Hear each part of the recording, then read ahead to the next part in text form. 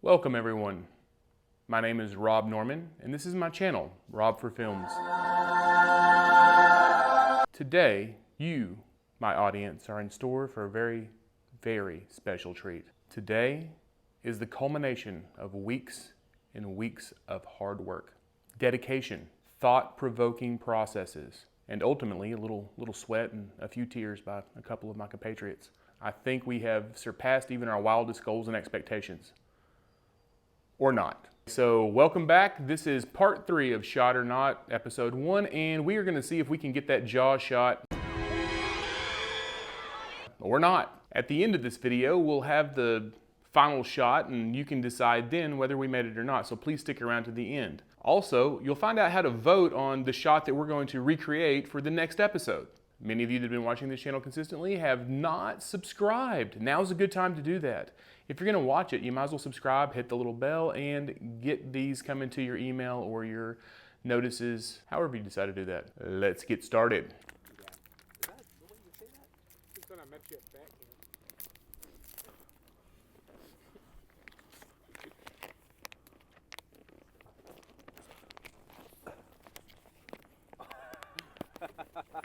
We saw that.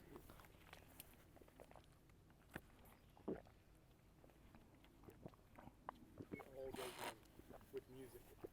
Sexy music.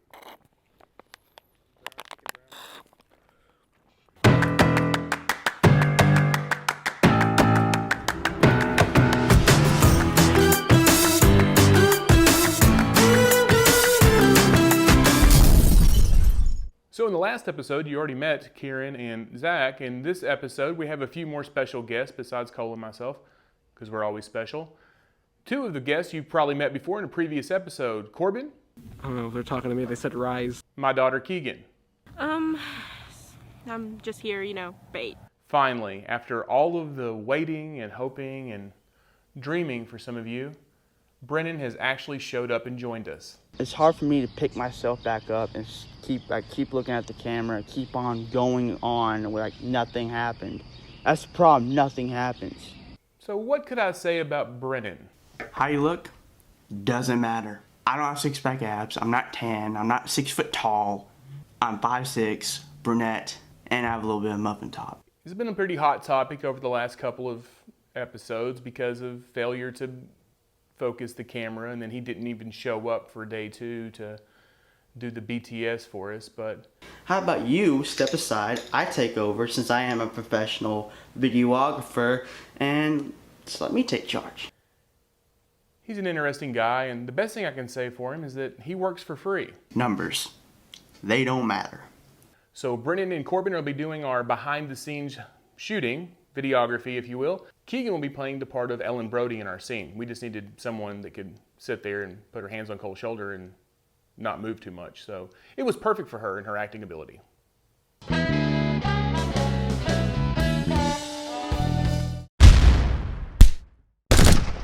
Hit it! That's what I'm talking about. We're on our way to help Rob. He's right there. One of the people in that car. We're gonna go film some sharks in the lake or something like that. I didn't fully get the whole gist of what we were doing. They just kind of told me to show up. I think it's really cool that we're going to be working on this Jaws shot, because something that I think is really interesting about the movie Jaws is the suspense that's inherent in it, because you never see the shark except for these very sporadic moments. And that wasn't necessarily done out of story convenience, but rather necessity, because the animatronic shark on set barely worked. That was a real shark that they used in that movie, you know? Just like whenever they get the gorillas and stuff for Hollywood movies and they train them. And Yeah, those are real. yeah, so was the shark in Jaws. Yeah, I know. It was real. Just saying, I don't think they brought the shark with them today. I have to contact that shark training company.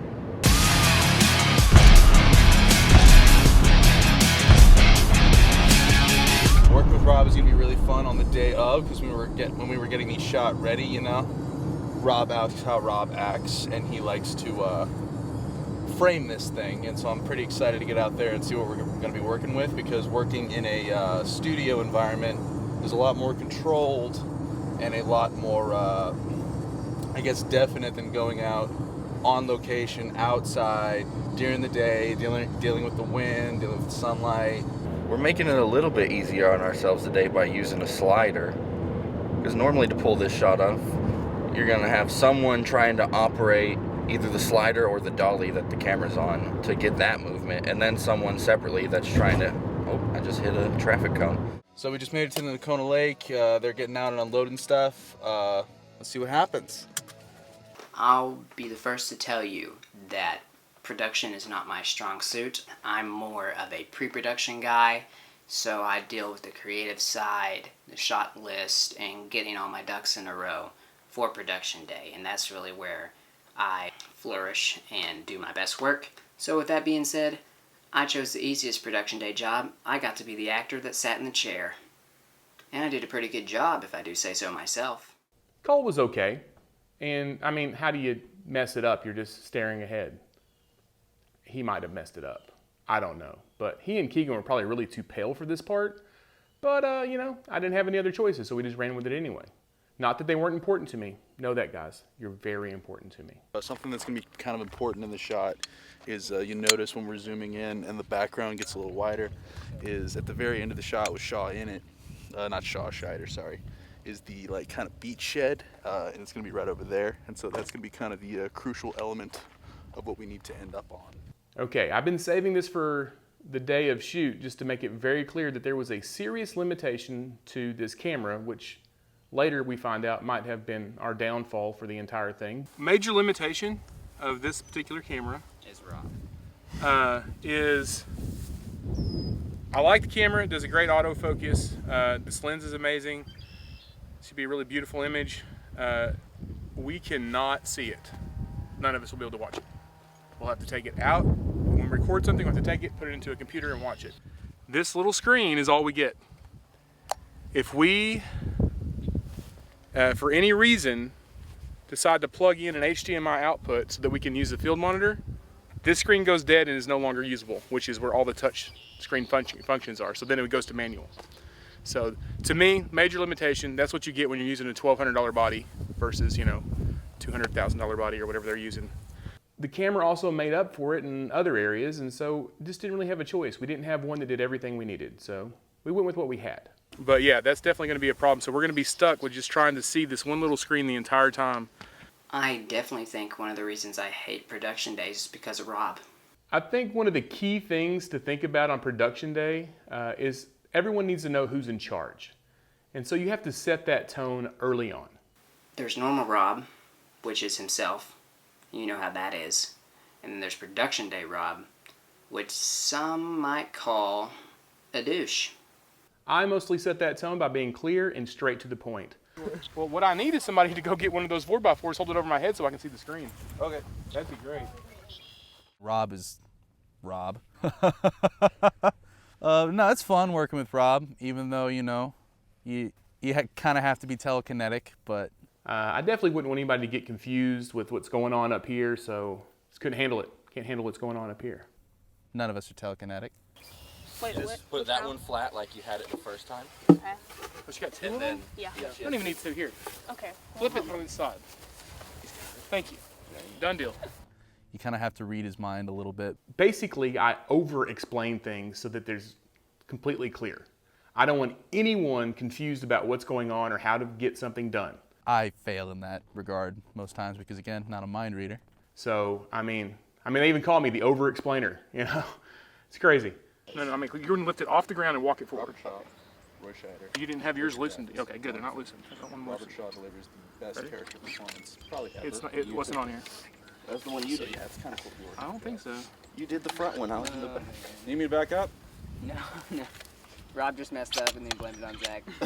It definitely wasn't mine. So basically, I'm just trying to keep a cool head because everyone else is freaking out. They don't know what to do, and so I'm there. I'm the rock. I'm the one that holds everything together.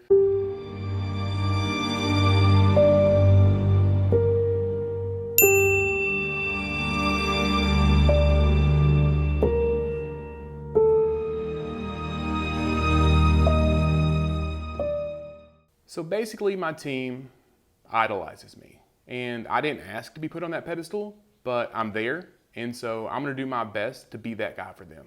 I definitely don't think there's a meaner person than Production Day Rob. And that's just the cold, hard truth. Zach is probably the worst about idolizing me. He actually grew his beard because he was trying to copy mine. I do know of Rob. He's gone a little overboard. He hasn't really, got the perfection of the beard, but he's trying, and I can appreciate that. He is an acquaintance of mine. Zach literally sends me anniversary cards for the first time that we met. For how long we've shared that acquaintance, I don't know. Definitely not something I would have kept track of. He's a sweet kid. He really is. A little slow, but he's a sweet kid. So, being in the chair, I didn't get to see much behind the camera that much. But everything I did see looked really well. Because we're going to make it a 23.5 versus a 16.9. Yeah. So that'll... I can also bring my arms down too. Yeah, you probably need to bring him in. So does that mean on our end we need to give him a little room to crop too? When we get the end point set? It will, because we're in a different aspect ratio. So it's going to automatically be whatever it is, yeah. I think the thing I'm most thankful for was how Kieran was so on the ball the day of filming. He usually screws off and goofs around and stuff, but not this day. He was on it. And thank you, Kieran. Fantastic job, buddy.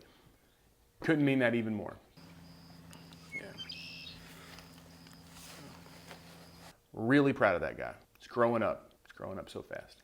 I kind of had waves of, like, are we going to get it or not? We made this really easy on ourselves by kind of using the Rhino slider. So Using the Rhino slider, it's really awesome.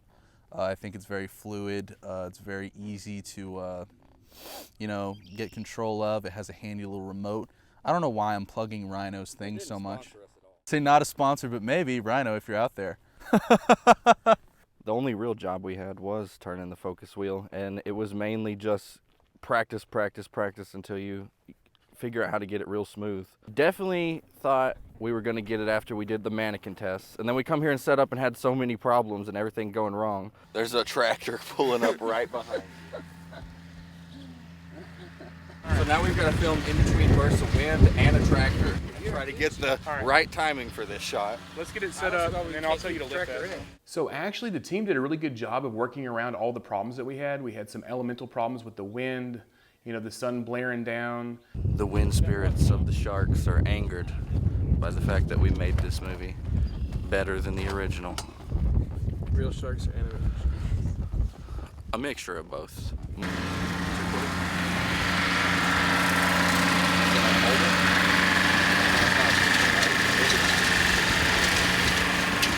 That crazy tractor guy, for whatever reason, would not leave. Kieran told me that he got the permissions to use that location. So if you can direct your attention to the back of the frame, there's a gentleman mowing. Because we do this thing called guerrilla filmmaking where we don't make sure we can use the location. And frankly, I don't blame that gentleman. He doesn't get paid to work around us. But it's going to be an obstacle. It's a great day. So I don't know what that guy's deal was, but he would not go away, and he made me a little nervous. He kind of had a Forrest Whitaker eye going on. I didn't trust him, so I just told everybody to stay away. We didn't want to mess with that. It's just too close. So when we My problem is not the crop. It's not the top and the bottom. It's how small. He looks so much bigger in the shot. He just looks like massively, I think it's just because they were using anamorphic lenses and we are not. We don't have an anamorphic lens. He just looks so different. As far as getting the shot, the probability of that, I thought we'd come pretty close. Two different realms of cinematography when speaking about filming on Jaws as opposed to filming now. It was a lot more archaic back then, which is why I respect Bill Butler quite a bit. He used an anamorphic lens and we don't have one of those, so I knew it was going to be a little different, but I honestly think we captured it pretty well. It's just the balance of getting the zoom and the dolly in right. I just don't know how else to fix it because, this lens is not getting it. No matter which way we move it, it's not fixing it. It comes in. Unless we just tried to not start at 35 and start closer to like 30, because that makes him a little smaller, but it still gives us most of the lens range to do the effect. Kind of the point for Shot or Not for us is that we try to pull off Hollywood grade shots with equipment that you can buy, the audience at home. and not take out a mortgage on your house. You know, you're not spending 120 grand on something you could never afford or barely ever use. This is on cameras and equipment that normal people can use on a normal basis. So obviously there's going to be factors that come in where, you know, Steven Spielberg was shooting with a much different lens than we were. Probably 10 times better than our lens. And that's okay. But that is built into the show. I feel like other than the anamorphic part, I mean, the timing was a little off, I know, but I mean, other than that, it's not too bad. I really just think it's a lens issue. Hit the record. Probably definitely is. Well, anamorphic also does literally give you wider edges. Sure, yeah. That we couldn't get with this. Yeah, we can't get it with that, and so I think we're gonna have to do a fake. We're gonna have to crop it to a 23.5 because anamorphic's getting it in camera, and so I think that we're gonna just have to mimic it the best we can. So we won't get this shot exactly now that we're out here. I was really feeling like the other day we might have gotten it exactly, but now I didn't anticipate the anamorphic wider lens set that we can't pull off because we don't have the lenses. And we weren't really testing the outer edges of our We frame. were looking at the mannequin head. Sure. So we didn't think about that. It happens. Even when you plan ahead, sometimes it's not enough. Rob did what? Didn't check the edges when he were doing it the other day. You ready? We're ready. You got your direction ready? Okay. And go. If that messes up, that was my bad. Can you repeat that? Because you just admitted to If that messes up, that's Kieran's bad. Think I've nailed supporting actor in this one, Rob. Honestly, maybe. Keegan has sporting actor. Hey, here's a cool thing. I think I'm gonna edge out Brad Pitt. Tell him all the Jaws facts. I mean, I really did. I think I got him this year. I talked about the cast, the animatronic shark, and Bill Butler. Animatronic shark, they used a real shark. I got talked- done telling Corbin on We the talked way. about it on the way down here. You know, That it's a they real have shark. the animals like the gorillas and stuff that they train, and in Jaws, a lot of people don't know they used a real shark. Well, I think this is super funny because on the way here I was telling them how they had to not use the shark so much because it was animatronic and the thing was breaking. So we have a fundamental. For some reason, there was a decent amount of confusion over whether or not the shark in Jaws was real or animatronic. Another fun fact about Jaws in the debate of was it a real shark or not. I just wanted to clear it up because we've got two differing opinions here. I want to clear this up immediately that these people are idiots if they think that shark was real. There's a ton of behind the scene footage, lots of things about how that shark would not work. The movie almost failed. It 100% was a real animatronic shark. That is a fact. So I just know that I'm right and everything that I've said is factual. It was a real animatronic shark. Yeah, Zach's an idiot. That was a fake shark.